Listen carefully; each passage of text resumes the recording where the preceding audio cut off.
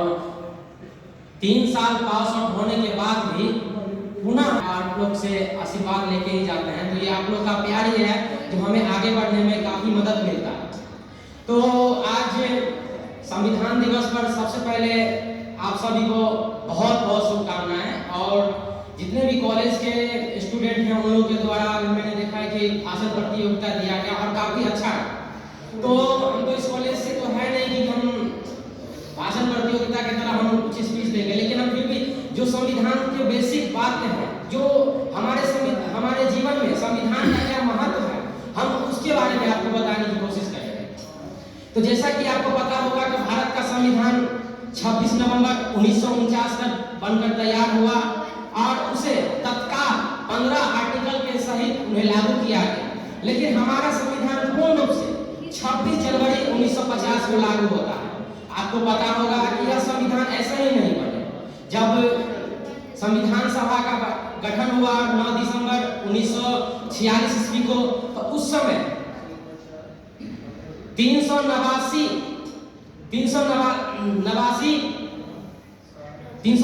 लोगों का चयन किया गया था। और ये जो संविधान सभा के सदस्य थे वो 10 लाख लोगों पे एक सदस्य चुना गया था। और आपको हम बता दें, जब हमारा देश आजाद होता है, भारत आजाद होता है, पाकिस्तान टूट के अलग होता है और पाकिस्तान एक अलग मुल्क बनता है, तो उस समय भारत में संविधान के कुल सदस्यों की संख्या 299 हो गए थे।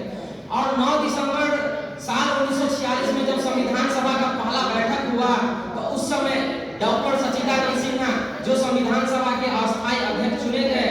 और गर्व करने वाली बात यह होगी कि हमारे ये पावन धरती बिहार से ही थी।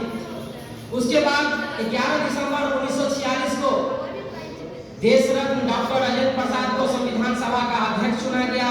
और उसके बाद 13 दिसंबर 1946 ईस्वी को पंडित जवाहरलाल नेहरू के द्वारा उद्देश्य प्रस्ताव को संविधान सभा में पेश किया गया। लेकिन उस उद्देश्य प्रस्ताव को 22 जनवरी 1947 ईस्वी को संविधान सभा के द्वारा स्वीकार किया गया। लेकिन यह संविधान ऐसे ही नहीं बना। आपको पता होगा कि जितने भी महापुरुष थे उनके अथक प्रयास से भारत का संविधान बनाया, जिसमें बाबा साहब भीमराव अम्बेडकर का एक महत्वपूर्ण योगदान है। बाबा साहब भीमराव अम्बेडकर का तो योगदान था ही, लेकिन उन महापुरुषों को भी हमें नहीं भूलना है जिन्होंने भी भारतीय संविधान को बनाने में अपना एक महत्वपूर्ण योगदान दिया है। डॉक्टर राजेंद्र प्रसाद को कौन भूल सकता है, जो संविधान सभा के अध्यक्ष थे। डॉक्टर सच्चिदानंद सिन्हा जो संविधान सभा के अस्थायी अध्यक्ष थे। B.N. राव जो संविधान सभा के सलाहकार थे।